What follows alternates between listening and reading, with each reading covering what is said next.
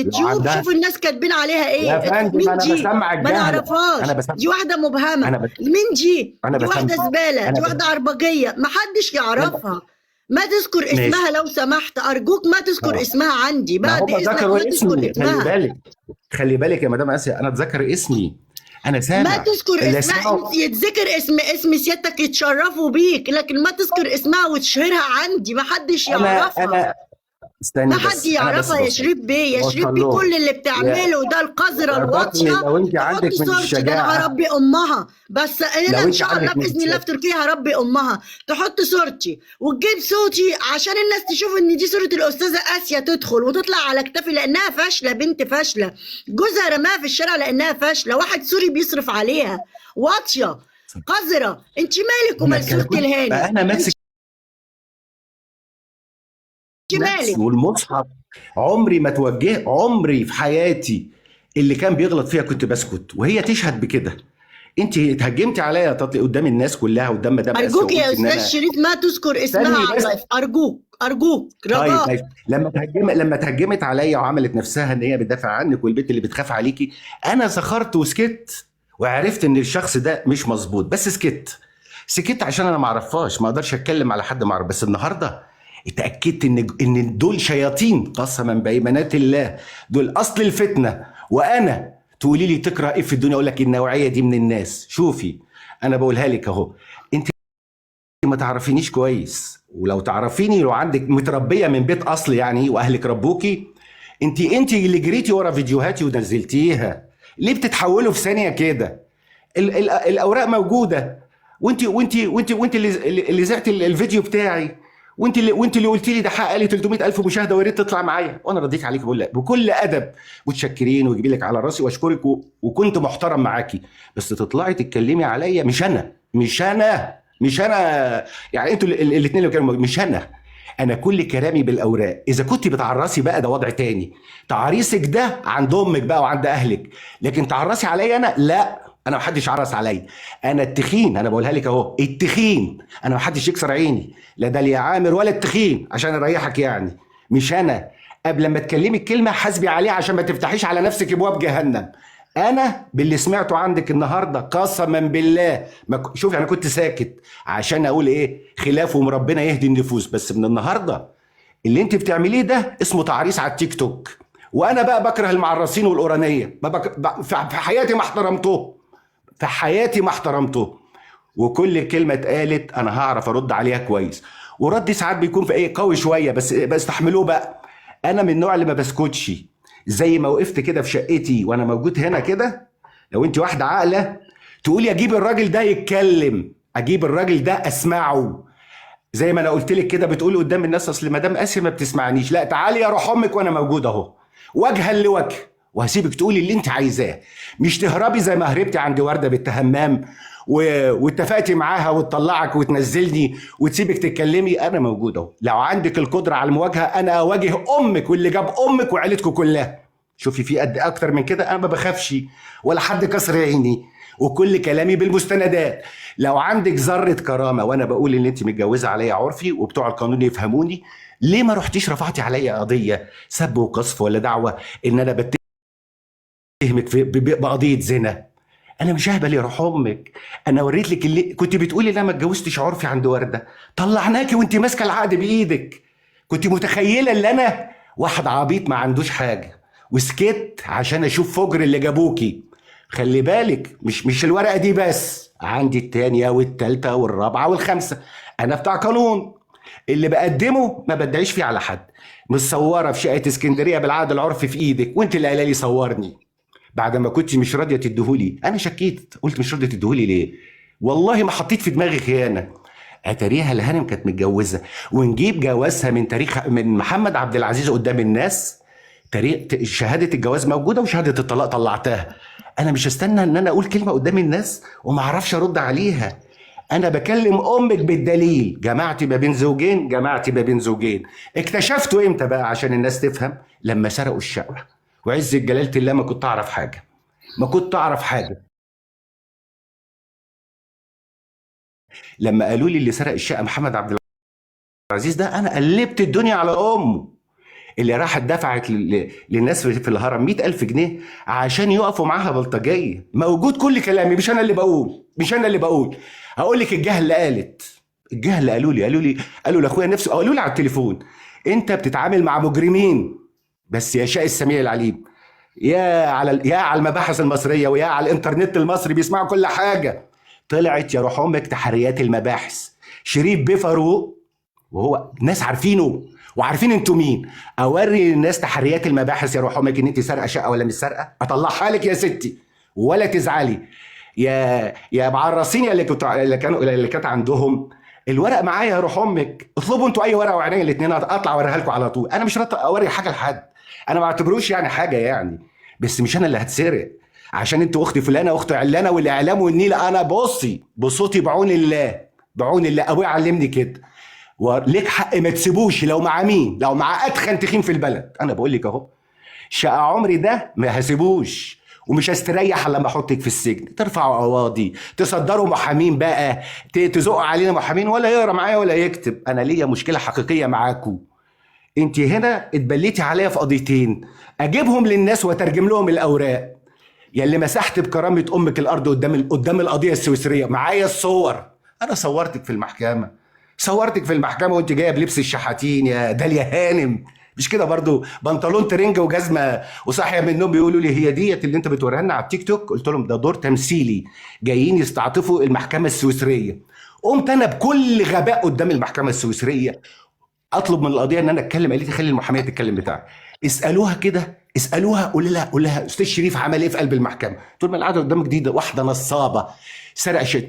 القضيه وانت قاعده قالت لي انت رافع عليها قضيتين اديني رقمهم. اديتها الرقم وما انت كنت قاعده وسامعه، وطلعت اوراق محمد عبد العزيز وجواز محمد عبد العزيز والباسبور اللي مكتوب فيه اسم الزوجه. والله امال انت محتفظاه بيه؟ هو وانت عايزه تفهم الناس ايه؟ بص يا باشا، تقول للناس ايه؟ بتقول ليهم ايه؟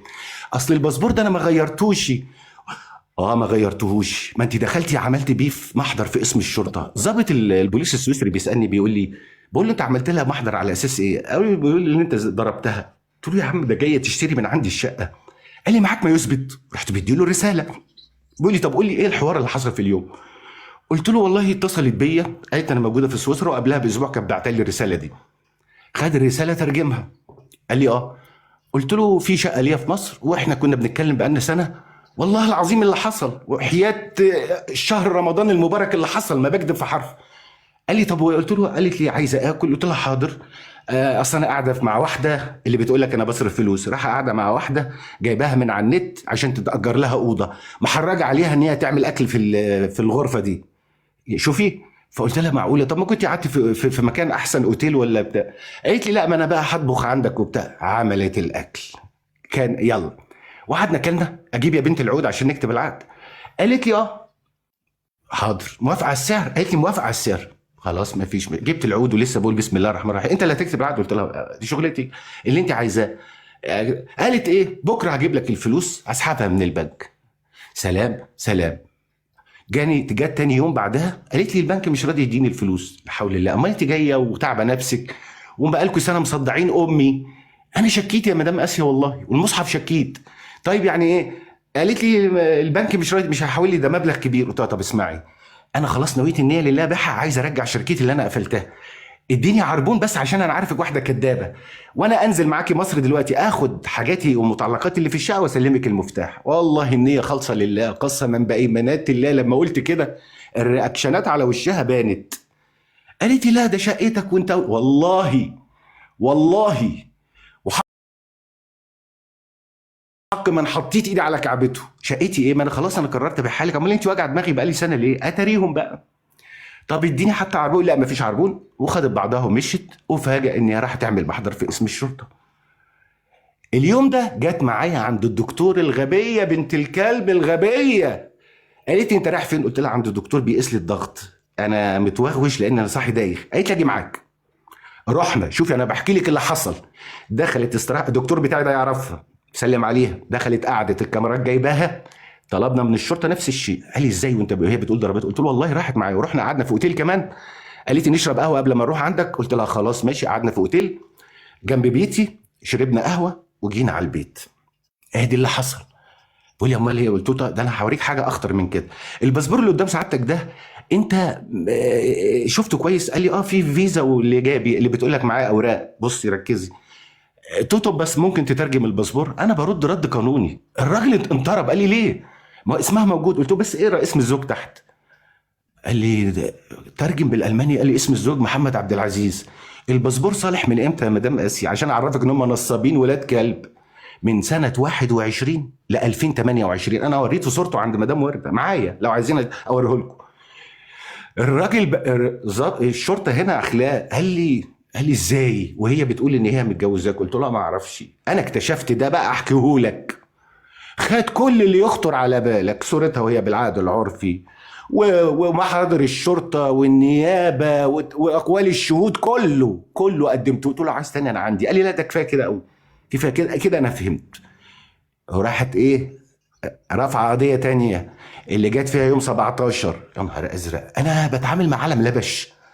يا بنتي ده انت جاي تشتري الشقه وانا بقالي 3 سنين ما بفتح لهاش بيتي، بتيجي وتروح. طب ما انت نزلتي مع محمد عبد العزيز يا جربوعه. هي بس اللي, انا اللي عايزه اقول بتقولي للممثله من الخونه هنا يا ممثله، اظن اللي تخون جوزها تخون وطنها. اياكي تزايدي على وطنيتي، اياك اسمعك تقولي كلمه زي دي تاني، والله العظيم هشيل من تحت رجلك احط على راسك. اوعي تزايدي علينا ولا على اصبري وطنيتنا. اصبري، لا المزايده خليكي في دي نفسك. بعدين. وبعدين يا فندم لقيتها راحت. يا نهار ازرق، انا قاعد لقيت الشرطه بتبعت لي والله. ده رفع قضيه. انا ما باكلش بالكلام ده، انا عارف القوانين السويسريه ما تفرقش معايا، ومحذر والله العظيم حياه الشهر الكريم. يا بنتي انت ناويه على غدر. انا حاسس احساسي ده ما بخيبش ابدا. وراحت وجابت اوراق وحوالات بنكيه. النصابه كانت تعمل ايه بقى؟ بصي بقى وهثبت لك ده بالدليل القاطع، وجبته من سي اي بي. تخش البنك وحياه، واقسم بايمانات الله، اقسم بايمانات الله، مزورين وحراميه وزي ما انت عايزه تقولي قولي. تخش البنك ايام ازمه الدولار. بص يا مدام اسيا، لو ما ثبتت ده بالدليل قدام الناس يبقى بحق. تقول انا عايز اعمل حواله لفلان الفلاني في سويسرا. قالوا لها صفته ايه بيكي؟ انا مطلقه، ده فلوسي. تقول لهم جوزي. يقول لها طب معاكي ما يثبت؟ تقول لهم اهو. خلي بالك تعمل الحواله وتطلع الحواله مكتوبه. شوفي النصب العالمي. انا اكتشفت ده قسما بالله، وقلت لابن خالتها نفس القصه. حواله ب 4000 دولار يا جماعه. انا ابن خالتها بيقول لي طول والله ما اللي بيخش يا ابني في البنك هنا سويسرا دي كلها بنوك. اي ورق اي فلوس بتخش من بره بدفع عليها ضرائب على طول. انت مش داخل في حسابك الفلوس دي، ما تقدرش تفتح بقك، جايه لك تدفع عليها ضريبه. قلت له ما حصلش. قال لي طب هات التاريخ. رحت جبت من البنك من او بي اس سويسري كشف حساب بسنه كامله. قلت له يا عم لو لقيت فلوس جات لي بالكلام ده انا يا عم اللي انت عايزه. وهو سامعني. بص، قال لي تيجي ازاي دي بقى؟ طب ما اسمك موجود. قلت له قسما بالله الفلوس دي ما طلعت بالبنك، وكانت هي بتعملها قبل كده في الناس، وتقول انا حولت وتطلع الورق، تطلع الورقه عادي، وبعدها بتقول لي ليه تعذر ايه؟ تعذر مثلا السحب. مش يعني مثلا انت دخلتي عملت البيانات وكل حاجه، تاني يوم الفلوس بتتحول او تالت يوم. هي في خلال الاثناء دي تتصل بالبنك بتوقف الحواله، بس طلع لها الايه؟ الورقه اللي جت قدمتها هنا. انا مسكت الورقه دي قدام القضيه، قلت لها لا حضرتك مش فاهمه. بتقولي طب ما بتقول اسمها. قلت لها انا هجيب لك كشف البنك عندي، وكشف البنك ده عندها لابن خالتها. بص، الراجل انطرب قال لي يا نهار ازرق. قلت له قسما بالله ما انا بص بتكلمش الا بالدليل. جبت له من يناير لديسمبر. قلت له لو لقيت فلوس جايه من مصر انا هتقدم باللي انت عايزه. كشفنا تزويرها. المحاميه بتاعتي هوريكم عريسه الدعوه هي كاتبه لها انت واحده نصابه، انت جايه هنا مش عارفه، احنا مش عارفين انت عايزه ايه بالظبط. قلت لها يا نهار اسود، كتبتي؟ قالت له اهو. شوف تخيلي، انا بحكي للمحاميه، انا جايب محاميه لو عايز احبسها بس انا بقى لي 20 سنه يا جربوعه قوانين البلد بقى زي القوانين المصريه بالنسبه لي، عارف حقوقي وواجباتي. انا حكيت بس، والمحاميه سمعتني مش كلاما ولا تعاطفا، قالت لي اثبت لي. قلت لها حاضر اهو. المحكمه ما حكمتليش ليه بقى؟ دول سويسريين لا يعرفوني ولا يعرفوكي، والقضيه كانت موجوده من بيلا، موجوده باسمها. لما بصت لك كده وبصت المحاميه قالت لهم انا مش شايفه دعوه قدامي، انا مش فاهمه انتوا عايزين ايه. اقسم بالله وشها بقى يجي. انا مصور رياكشناتها يا جماعه ما تزعلوش.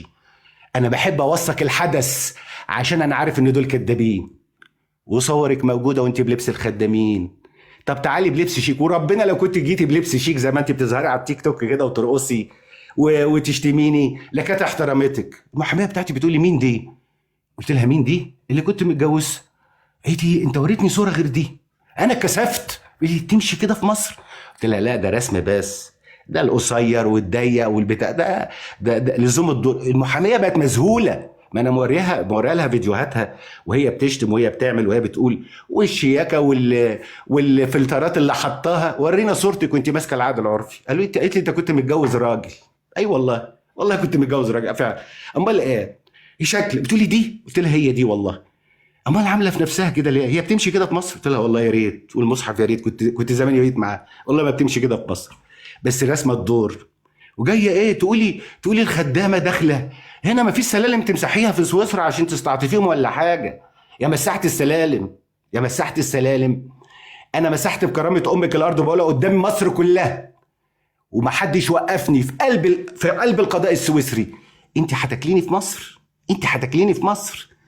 انت مفكره باستغلال نفوسكم ده واختك ديت واللواءات اللي انتوا بتعرفوها ولا السفراء والوزراء هتاكلوا حقي؟ هيهات يا روح امك، هيهات يا بت، هيهات هيهات هيهات.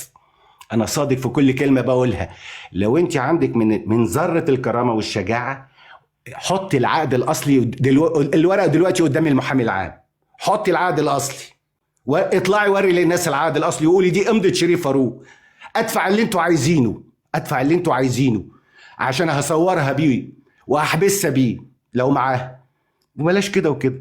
انا بقول اتجوزتي عرفي، يعني بتهمك بزنا اهو. لو انت واحده شريفه وعفيفه وبنت ناس متربيه واهلك ربوكي، ارفعي عليا قضيه. ايه اللي يمنعك ترفعي عليا قضيه؟ مش انا كذاب وابن كلب وبتبلع عليكوا؟ عشان انا واثق من نفسي يا بت. شهادتك بتاعت اسكندريه اللي احنا كتبنا العقد عندها، مش هنقول اسمها، مسجل لها كل حاجه. قالت لك ايوه امضتي يا استاذ شريف وانا كنت معاكم. حصل موجوده. والخدامه بتاعتها اللي مضت على العقد موجوده، واخويا موجود، وكلهم باسامي البطاقه. احنا لا بنضرب ولا بنزور ولا بنطلع للناس ندي حقائق غير حقائق اللي احنا بنتكلم بيها. احنا معروفين، انتوا مبهمين.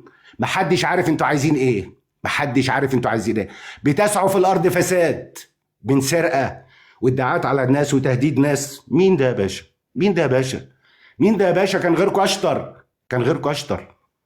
هذا انت وقعتي مع اللي ما برحمش. قسما بالله انا بقول عيب وساكت. كل اللي انت بتعمليه انا رديت عليه فعلا، مش هجوما. لما تتبلي عليا في سويسرا وتعملي لي قضيتين ويا ريتهم نفعوا، يا ريتهم ينفعوا. انا لما اتبرع في سويسرا ده انا لسه هجيب لك الاوراق دي عشان نرفع بيها قواضي في مصر. امال ايه؟ انت اللي جيتي انت والديوز بتاعك. قول لنا محمد عبد العزيز ده اتجوزتيه ازاي؟ كان بيعمل لك ايه في الفيلا؟ وجيتي معاه هنا في شهر يناير واحده متطلقه منه تاخده معاها وتقعدوا في اوتيل. موجود الصور، انا ما بتكلمش بالاونطه. وتلففه اول مره يطلع في حياته واقف قدام محطه قطر متصور. ايه راح امك؟ اما لو شفت طبيعه سويسرا كنت عملت ايه بقى؟ قدام محطه قطر بازل متصور. ياه، دي سويسرا بقت بالنسبه لهم ما كانش يعرفوها، ما كانتش تعرفها. كل لما اتجوزها تقول لي سيبك من سويسرا. قلت لها انا عبيط؟ اروح امريكا اعمل ايه يا بنتي؟ ولا انا هنا عشتي خلاص، انا بقيت واحد من الناس دي هنا. اعمل ايه في مصر؟ اعمل ايه؟ افتح مكتب محاماه تاني ولا اعمل ايه؟ ابدا من الصفر؟ انا مش فاهم حاجه، انا ما فهمتش. وسارقين ومزورين. انا هقرا للناس اقوال اتحاد الملاك العماره اللي انت رحت رشيتيهم ب50,000 جنيه وشهدوا معاك يا بنت. ربنا ضربهم في بعض. قال فيهم واحد يا داليا يا عامر، اقول لك اسمه احمد منتصر، يلا اهو وكيل الصندوق في العماره. قال لك وقام بتغيير باب الشقه بباب مصفح، وفوجئنا بان المدعو محمد عبد العزيز بعد 6 شهور بيقول انا اشتريتها ويحط المفتاح في الباب. ده كفايه عليا الكلمتين دول قوي. وعشان اريحك انا مشيت معاكم في كل حاجه. اجراءاتنا كده في مصر من اول سؤال الجيران والله ما عملت حاجه ولا فتحت بق. البواب خلته بالفلوس يشتمني. البواب رشاته. البواب بعد ما الناس بعد انا اللي غلطت في اليوم ده، قلت لهم بعت لها وبعت لابن خالتها، قلت له شفت ربنا بيعمل ايه يا ابني، دي فلوس حلال. الاثنين رئيس اتحاد ملاك العماره ووكيل الصندوق من الخوف والرعب قالوا الحقيقه، قالوا دي شقه الاستاذ شريف. ايوه موجود عندي والله ما ببلى. شوفي من الرعب النيابه جت فجاه كده، فجاه خدت كل واحد على حده. يلا انا بحكي بالتفصيل اهو، ده في شقته وده في شقته، وايه اللي تعرفوا عن الواقع. حكوا الاستاذ شريف شاري من 2004 وبيروح بيتردد عليها وبيجي اجازه من سويسرا وكان معاه واحده اجنبيه. يا ولاد الكلب انتوا هتغيروا حياتي ولا ايه؟ بقول لك انا بقرا التحريات المحامي بعتها لي، قلت له بس كده؟ قال لي ده ربنا يا استاذ شريف عالم بيك. قلت له طبعا ويشاء السميع العليم. تحريات المباحث تسلم الشرطه المصريه. يلا انا بديكي مفاجاه اهو، ان شاء الله كان المفروض اخدها في رمضان، بس عشان الاجازات اللي انا بقولها لك مقدما قدام الناس اهو، قدام الناس. ثبت بالتحريات المباحث ان الحائز الفعلي للشقه هو الاستاذ شريف فاروق، وقد اغلق شقته من عام 22 الى وقتنا الحالي وهو موجود خارج البلاد. كفايه عليا يا روح امك، انا اعلمك قانون يا بنت اللي بتقولي ما بيفهمش قانون. ما انا كنت بحكي لكم تعملوا ايه في معاش ابوكوا وتجيبوا حقوقكم ازاي. ما انا شريف برضو اللي سالتيني في كام من قضيه، برضو في قضيه اختك برضو وطليقها، ولا نسيتي؟ وكنت بقول لكم ارائي واحمد ربنا ومش هخش في تفاصيل. يا بنت انا صعب قوي. انا مارست المهنه دي بحب وسبتها بحب. لا سرقت ولا ارتشيت ولا نصبت على حد، بس كنت باخد حقي لان انا كنت حابب القانون. وقسما بالله لو الايام ترجع بيا انا كان زماني دلوقتي اقل حاجه دكتور جامعه، وانا عمي دكتور الحمد لله، ما بندعيش في العلم يعني. عمي كان عميد يا بت، انت في عيلتكم كلها ما فيش واحد مسك عميده كليه. اقول لي انت عارفه عميد دارس في امريكا. احنا انت بالطبل والزمر ده هتمحى لنا تاريخنا على اخر الزمن. قولي لي كده مين في عيلتك دكتور كده، يلا قولي لنا مين في عيلتك دكتور كده. وعلى فكره انا دخلت الفن ده وكنت ناجح فيه وهي تشهد بكده. السنة تربيتي اجتزت كل الاختبارات من ضمن الحاجات اللي عملتها في حياتي. عشان كده انا افهم في الفن واعرف ان هو وسيط واعرف ان هو تعريض واعرف ان في كل حاجة، في كل حاجة. اثرت السلامة وخدت بعضي وسافرت، جربت كل حاجة ونجحت فيها. ما فرضتش نفسي على حد، كرامتي ما كانتش تسمح ان انا اجري ورا واحد يديني دور ومش دور وبتاع. كنت بشتغلها جنب المحاماة. وكون في علمك حبا واقول لك مين اللي كانوا بيمتحنوني، انا لا جبت واسطه ولا حاجه، وسيبنا المجال واسمي لا يزال مسجل برضه، خلي بالك وانت عارفه كده كويس. احنا عملنا كل حاجه يا روح امك. امال ايه؟ هياكلونا الباميه، احنا الباميه هياكلها لنا. وطلع عند الناس قال لها انت كنت ساكته ليه؟ طب ما انا بقالي 3-4 شهور بتكلم. اصل السلطات السويسريه قالت لي ما تتكلميش. السلطات السويسريه يا روح امك انت هتبيع الباميه للناس؟ طب ما انا بتكلم اهو. ولو في قانون هتطبق مش هتطبق عليا؟ كل اللي عملته وسجلت لي ان انا لما سرقت الشقه ولا يا حراميه يا بنت الحراميه تسرقي شقتي، خدت الكلمتين وداهم للشرطه. قلت له ايوه قلت عشان دي سرقت شقتي. قال لي ده كان اثناء الكلام ده؟ قلت له كان اثناء الكلام ده عندي وسرق الشقه. وانا اكتشفت لما نزلت من عندي بتصل باخويا قلت له دي كانت جايه تشتري ما اشترتش. قصه بنت وسخه. بتقول لك انا ينفع اكتب قصه؟ ده انا اللي هكتب لك قصه.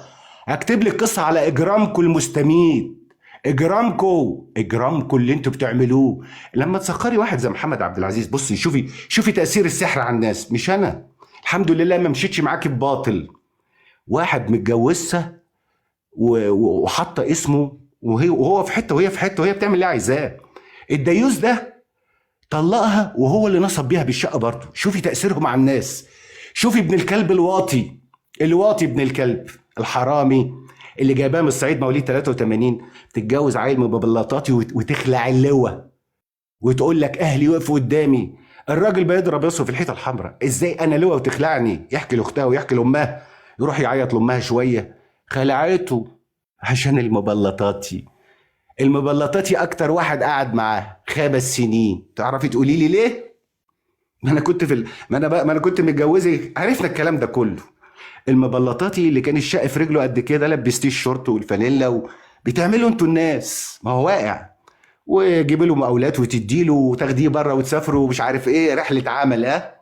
وبتاع هولندا يا داليا يا عامر، شريف بتاع هولندا على اسمي اللي حكيتي لي عنه. نحكي للناس نقول نحكي للناس نقول؟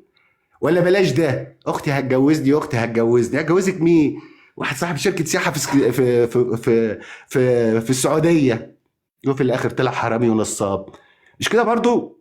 مش كده برضو ولا انا غلطان؟ قسما بإيمانات الله وحق لا اله الا الله، انا لما ليا قضيه بحاسبها. لو ما خدتش حقي تالت ومتلت قدام الناس كلها اهو، تالت ومتلت. لما سرقتوا شقتي انتوا ما استشرتونيش في الشقه وانتوا بتسرقوها، عشان كده بقى انا مش هستشيركم في اللي انا بعمله. المواضيع خلصت اهي. بس خلي بالك، انا ما باجيش يمة حد. طلوعك النهارده ده وكلامك عليا الحرام من دين واحنا في رمضان ما يعدي عليا ابدا، عشان انا عمري ما حد كسر عيني. انا اكسر عينك وعين اللي جابوكي، واللي يخطر على بالك واللي ما يخطرش عندي. زي ما فاجئتك كده بالعقد العرفي وكنت معتقد ان العقد اللي قفلت عليه ماما زينب في الخزنه انا ما عنديش صوره منه. لا، ده انا لعيب قوي، ده انا لعيب قوي. عملت حساب للبعيده وبقلب، والله ما كنت اعرف اللي هو معايا، والمصحف ما كنت اعرف اللي هو معايا، وعز جلاله الله. بس ربنا قادر يكشف سترك عشان انت واحده نصابه. انا مشيت معاكي بكل خير ومنعتك بكل خير واحترمت نفسي، ما اتكلمتش عليك بكلمه ولا كان حد يعرفني والناس تشهد، ولا كان حد يعرف ان انت متجوزاني، ولا عمري حطيت لك صوره، ولا عمري قلت انت كنت تقولي لي قول اللي انا متجوزه، قلت لها مش انا بتاع الكلام ده، انا مش بتاع الكلام ده، انا في نفسي سلطان. لا بحب مره اتعايق بيها. انا النسوان كلها تحت رجلي، وانت عارفه، انت عارفه اللي انا بقوله. ما نزلتلكيش صوره، ونزلت للناس صوره مراتي السويسريه عشان تعرف الفرق ما بينك يا حقيره واللي انا كنت متجوزها. لا شكل ولا منظر. شوف انا بقول ايه. انت يعني احنا بنقول اسرار، بس انتوا اللي بتضطروا الناس باللي انتوا بتعملوه واللي انتوا بتقولوه بالكذب. انا ما اسكتش، انا لا اسكت، ابقى راجل مش محترم. محدش يكسر عيني بحاجه. ولو عندك الشجاعه وبنت ناس متربيه على طبليه ابوكي بنت اصل وما اظنش، طلعي واجهيني، وانا على استعداد، انا على استعداد اوري للناس كل حاجه.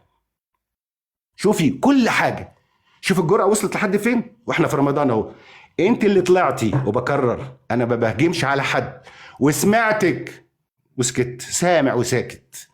لما تطلعي تتكلمي على شريف فاروق، خلي بالك شريف فاروق عنده منك بلاوي زرقاء.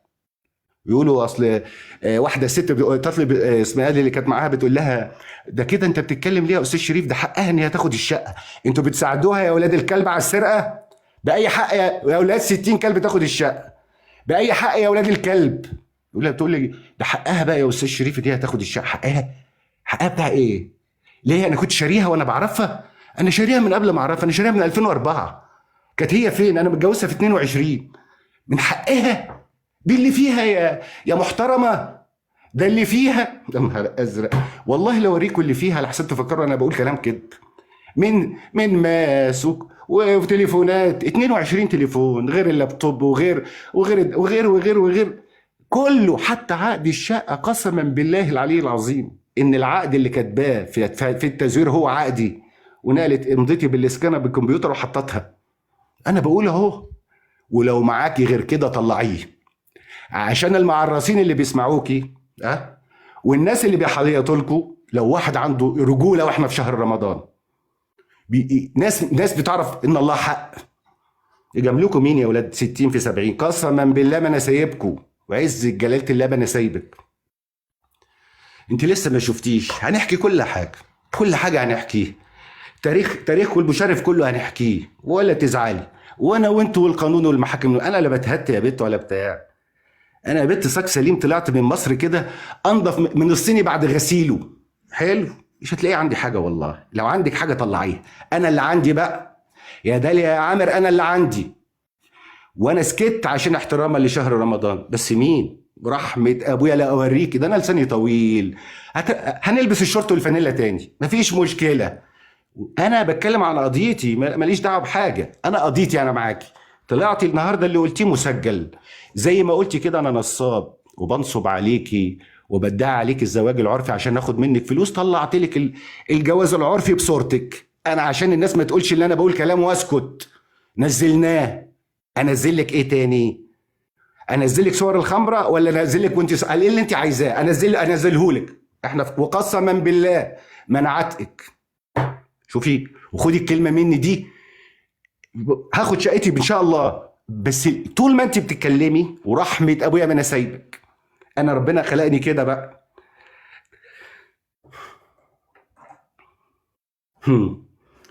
طالعه عامله نفسها الشريفه يا مدام اسيا، يا نهار ازرق على ام الفجر اللي انتوا فيه. طب انا كسبت القضيه وسكت وقلنا كلمتين وقلت خلاص ده وما النصر الا من عند الله وانتهينا. ربنا ضحرك يعني اكتر من وقوف ربنا جنبي ايه؟ يا بنتي انت هتحطي نفسك في مقارنه معايا؟ يا بنتي انت هتعملي للناس الباميه ان انت اقول لك اصلك وفصلك؟ انت لا معاكي لسان اداب ولا معاكي خرا. انا مش عايز اتكلم. لسان اداب ايه؟ لسان اداب ايه اللي معاكي دي ماشي. الناس ما تعرفش، الناس مفكرونهم من اتولدوا كده فنانين. لا والله، اصلكم موجود في العطارين وجيرانكم موجودين.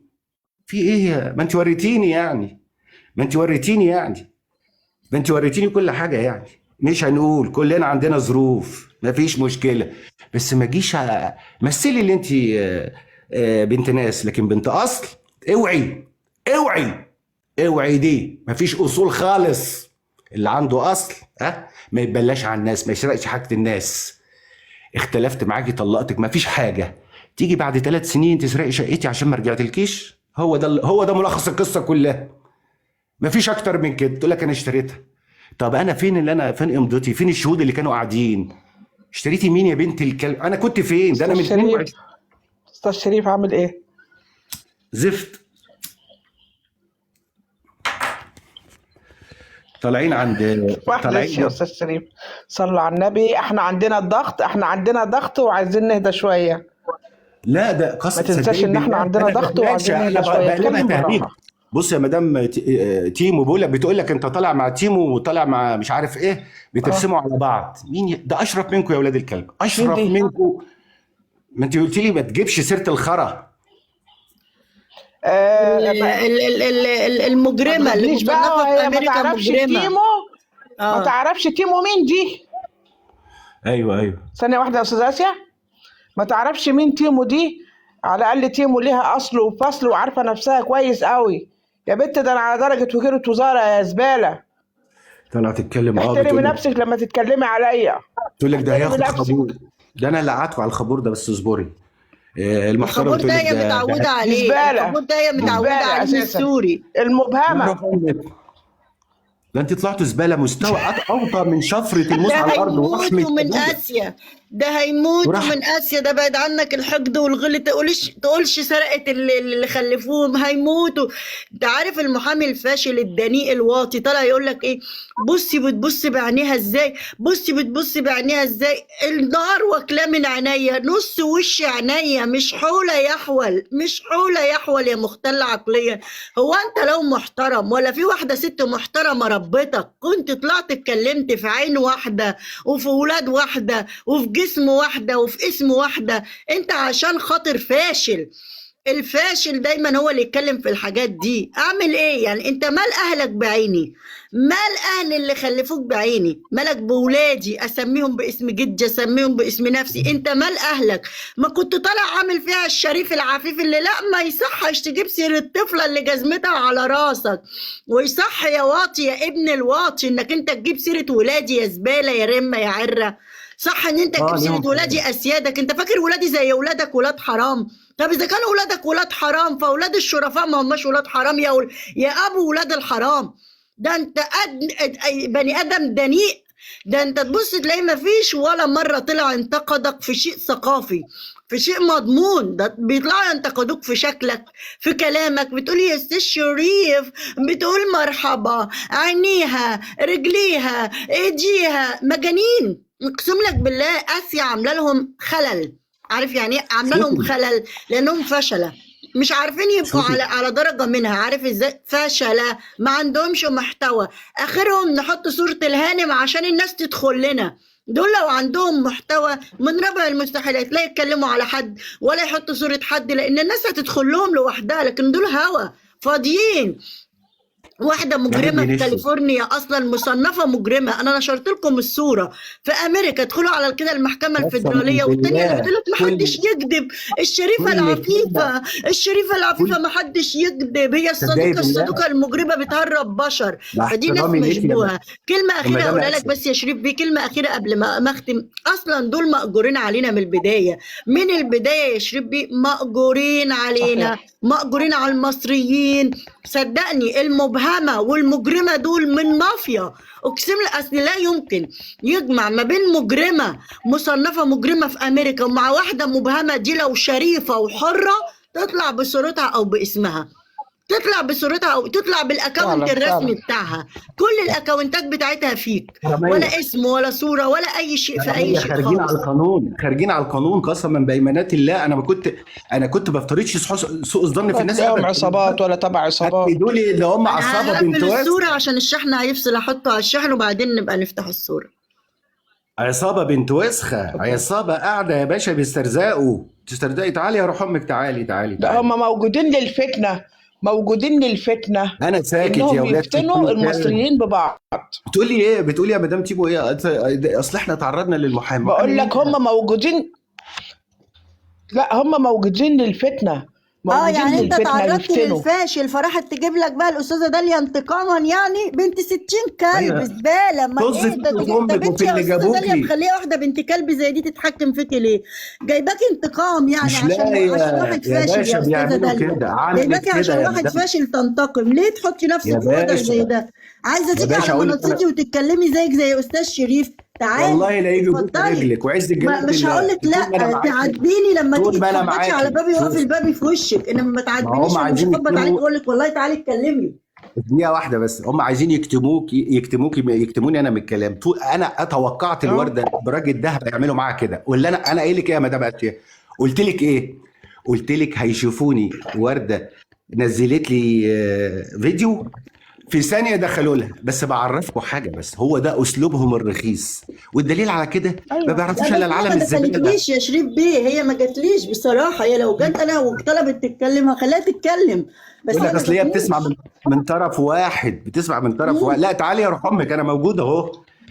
أنا كنت عند وردة، كنت بتنزلوني عشان طلعت. لما شفتيني طلعتي هربتي يا روح أمك.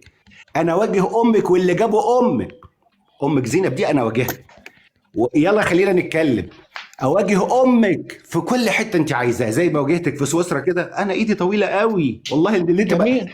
حذرتها بدل المره 20 يا بنتي. شوف رايحين يا بنتي يجيبوها، تتكلمي رايحين مع واحد يجيبوها بتاع قانون. استغلال. بصي انت واخد بالك من الدناءة والوساخة والوقاحة؟ استغلوها يعني عشان حضرتك اتكلمت على واحد فاشل راحوا يجيبوها انتقام. شفت وساخة في الدنيا كده؟ شفت طز فيهم، قذارة في الدنيا طز في كده؟ التخين فيهم. بصي شوفي. انا ساكت احتراما. انا اطلع على منصه قسما انا مش من عادتي، رايحين مش من يجيبوها عادتي. انتقاما بس لما منك، تطلع رايحين يجيبوها تستعرض، استني انتقاما يا مدام منك. اسيا. ايه لما القذارة تعرض دي؟ ايه تستعرض العالم يا القذرة باسم، والعالم الزبالة لما والعالم انا محامي تيك توك ايه ده؟ طالع استعرض ده على انت واحد دلوقتي وارفع الراجل قضيه. انتقد واحد فاشل، تروحي تجيبي طليقته عشان تنتقمي من طليقته ومنه؟ انت مال اهلك؟ انت مال اهلك؟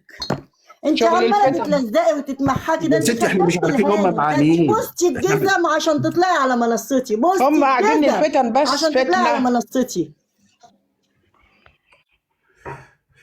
بتقول لا ده طالع ده هو عايز دي اللي يسقط ما مدام، يعرفلاش عايز اصل من يسقط. فصل بتقول ايه؟ برضه عماله استني. تفتن كده، ولما معاها الجرابيع اللي زيها وعلى طول ماسكه بسيره الناس وماسكه بسيرتنا. بتقول قسما لك انا بالله قلت دي لو حاجه. كانت في مصر واعرف مكانها ثانيه واحده يا استاذ شريف، قسما بالله انا لو هي البت دي كانت في مصر واعرف مكانها لا اروح اوريها فعلا بقى، اخد منها حق، اخد حق منها صح، هي والجرابيع اللي معاها. لكن هي محذوفه في انهي مصيبه انا مش عارفه. تطلع تورينا اسمها وتورينا صورتها زي ما انا كده بنطلع بوشنا هتوري دي جبانه. انا اسمي شريف فاروق اهو، فاروق خليل كمان. يلا.